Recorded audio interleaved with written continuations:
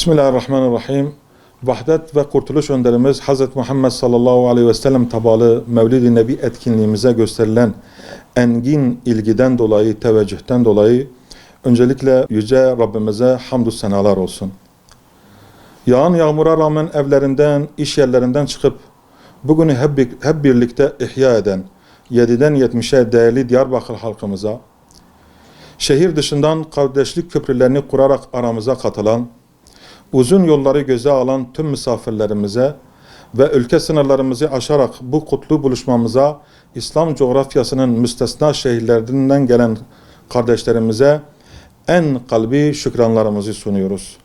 Ayrıca başta TV kanalları, yerel radyolar ve gazeteler olmak üzere tüm basınımıza, programa destek veren siyasi parti ve STK temsilcilerine, büyük bir fedakarlıkla halkımızı alana taşıyan kardeşlerimize, kermesimize ve organizasyona her türlü katkıyı sağlayan hayırseverlerimize, özveriyle görev yapan sağlık personeline, etkinlik öncesinde ve sonrasında gece gündüz demeden canla başla çalışan tüm bayan, erkek gönüllü kardeşlerimize, bu güzel etkinliği tüm dünyaya duyuran sosyal medya gönüllülerine teşekkürü bir borç biliyoruz.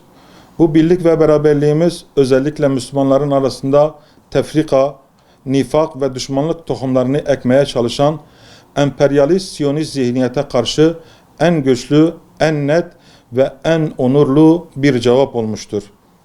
Onları ayırmaya çalıştığını biz Peygamber Aleyhisselatü Vesselam'ın aşkıyla birleştiriyoruz ve elhamdülillah Müslümanların arasında kardeşlik köprülerini kuruyoruz.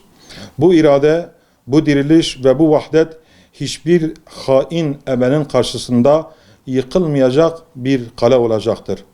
Bu anlamda Peygamber Aleyhisselatü Vesselam'ın sevgisini alanlara taşıyan, bu coşkuya ortak olan ve bu noktada bu sevgiyi, bu muhabbeti coşkuyla bir şekilde kutlayan tüm kardeşlerimizden Allahu Teala razı olsun. Rabbim bu birlik ve beraberliğimizi daim eylesin inşallah. Allah'a emanet olun.